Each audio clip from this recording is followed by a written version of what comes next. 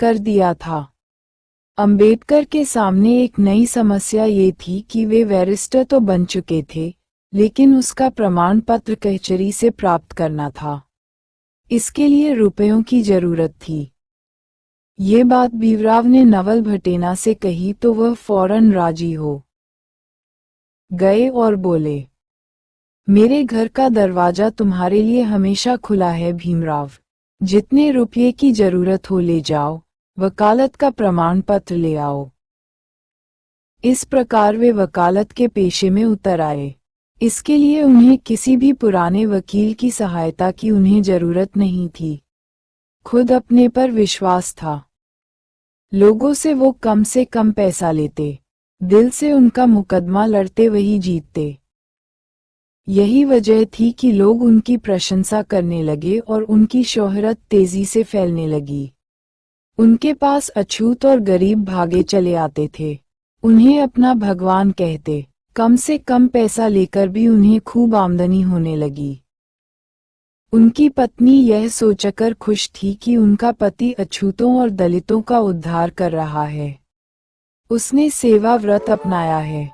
उसका नाम चारों ओर फैल रहा है। लेकिन अपनी योग्यता पर उन्हें जरा भी संदेह नहीं था।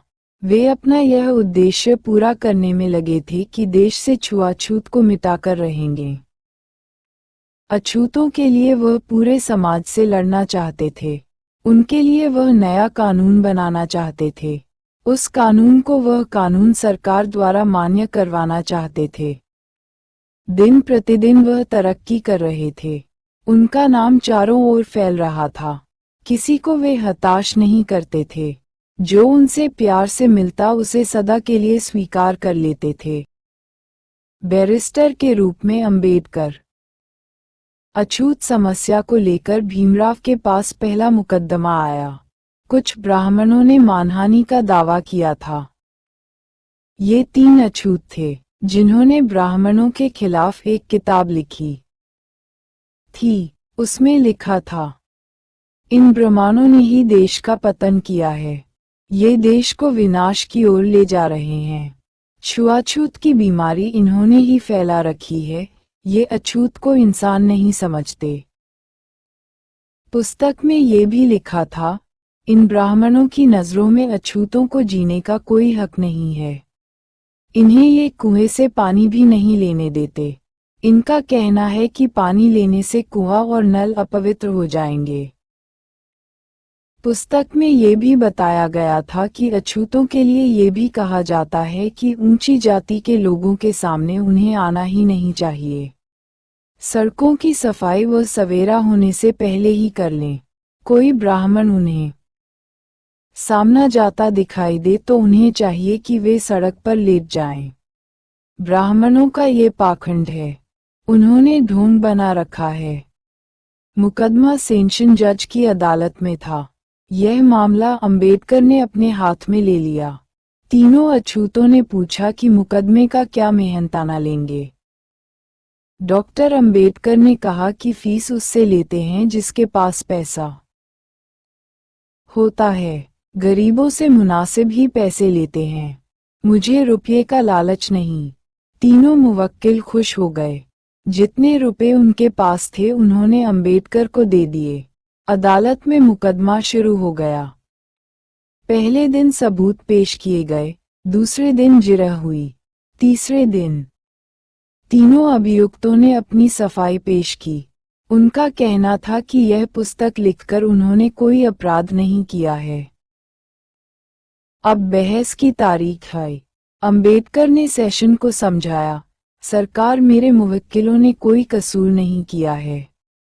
वे बेगुनाह हैं। कुछ भी इन्होंने किताब में लिखा है वह बिल्कुल सही है। जो अदालत में सन्नाटा छा गया। एक तरफ 5 ब्राह्मण कटघरे में खड़े थे। उनका वकील भी खामोश था। तीनों अछूत मौन खड़े थे और भीमराव उनके मुकदमे की पैरवी कर रहे थे। इस मुकदमे को जनता भी सुनने के लिए आई थी। यह मामला बहुत ही दिलचस्प था। ब्राह्मणों के खिलाफ अछूतों ने किताब लिखी थी। ये पूना का किस्सा था और वहां के ब्राह्मणों ने ही मानहानि का मुकदमा चलाया था। उनका कहना था कि अदालत द्वारा अछूतों को कठोर दंड दिया जाए। सेशन जज को अंबेडकर ने समझाया। उन्होंने जज से कहा, इन ब्राह्मणों ने अंधेर मचा रखी है, अपने स्वार्थ को ये पूरा करते हैं, इसलिए इन्हें अछूत बताते हैं और इनके साथ दुर्व्यवहार करते हैं। पूरे समाज को इन्होंने बेवकूफ बना रखा है और अपना उल्लू सीधा कर रहे हैं। ये पुस्तक इनके खिलाफ लिखी गई है ताकि जनता को भी ब्राह्मणों की असलियत का पता चलना चाहिए। अंबेडकर बहस कर रहे थे। पूरी अदालत सुन रही थी और सन्नाटा छाया हुआ था। उनका कहना था, जितना भी भारत का धार्मिक साहित्य है ये ज्यादातर ढोंग और डॉक्टर भीमराव अंबेडकर पाखंडों से भरा है। यहाँ बहुत देवतावाद है। यहाँ पत्थर को भगवान कहा जाता है और मूर्ति पूजा होती है। यहाँ भूतवाद है, अतरवाद है, भाग्यवाद है और जातिवाद है। अंधविश्वासों की यहाँ कमी नहीं है। इसी कारण भारत में अकर्मण्यता फैली हुई है। मेरे मुवक्किलों ने इस तरह कोई अपराध नहीं किया है। अदालत से मेरी प्रार्थना है कि इन तीनों को बरी कर दिया जाए। अंबेडकर की बातें सेशन जज की समझ में आ गई थीं। दूसरे दिन उसने फैसला सुनाचा।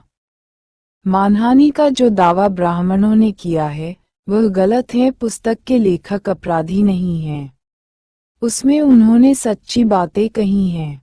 अपराधी ब्राह्मण हैं जिन्होंने अछूतों को समाज से अलग कर दिया है। इसलिए अदालत इन तीनों को बाइज्जत बरी करती है। तीनों अपराधी छोड़ दिए गए। ब्राह्मण अपना सा मुंह लेकर रह गए। पूरी अदालत में शोर मच गया कि अंबेडकर ने अछूतों का एक मुकदमा जीत लिया। काफी अच्छी तरह उन्होंने पैरवी की और अदालत को खुश कर दिया। भीमराव अंबेडकर का सितारा अब बुलंदी पर था। पूरी मुंबई में अब उनकी चर्चा फैल गई और कहा जाने लगा कि वे योग्य बैरिस्टर। वह गरीबों और अछूतों के मुकदमे सफलता से लड़ते हैं। उनके प्रति अछूत वर्ग में श्रद्धा उमड़ पड़ी। आपस में उन लोगों ने सभा की।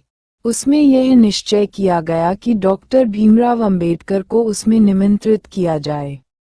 हमें वे आगे की राह दिखाएंगे, हमारी समस्याओं का हल दिखाएंगे व बताएंगे। उनसे बड़ी बड़ी आशाएं हैं। वो तो अछूतों के उद्धारक हैं और शायद उनका जन्म अछूतों के उद्धार के लिए हुआ है। इस तरह मुंबई के पास जिला कुलाबा में एक विशाल सभा का आयोजन किया गया। डॉक्टर भीमराव अंबेडकर को निमंत्रण भेजा गया। आने के लिए उन्हें साथ ही अग्रिम राशि भी दी गई।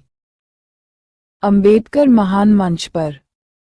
कुलाबा के सूबेदार ने कहा था, आखिर कब तक दलितों और अछूतों का सताया जाता रहेगा। सताने की भी एक हद होती है।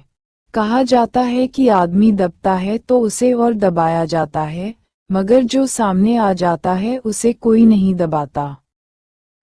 जितने भी असमर्थ वर्ग और दलित लोग थे वह सब इकट्ठा हो गए थे। उनका कहना था कि यह महार सम्मेलन इसलिए होने जा रहा है ताकि दलित वर्ग के लोगों को अछूत बताकर उनके साथ अत्याचार न किया जाए। उन्हें उनके अधिकार दिए जाएं।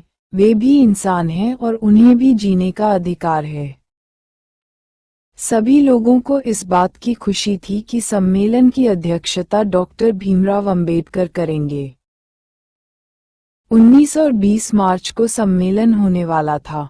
ये सन 1926 ईशून्य थी। मार्च का महीना था। सरगर्मी के साथ सम्मेलन का प्रचार हो रहा था। इस सम्मेलन में महाराष्ट्र, गुजरात और दूर दूर के लोग आ रहे थे। उस पोस्टर के अंदर भीमराव अंबेडकर का चित्र भी था। सम्मेलन का पंडाल काफी बड़ा बनाया गया था। ये सब दलितों के चंदों से हुआ था। ठीक समय पर भीमराव अंबेडकर वहां पहुंच गए। उनका भव्य स्वागत किया गया। दलितों के वे हृदय सम्राट थे, अछूतों के मसीहा थे। डॉक्टर भीमराव अंबेडकर।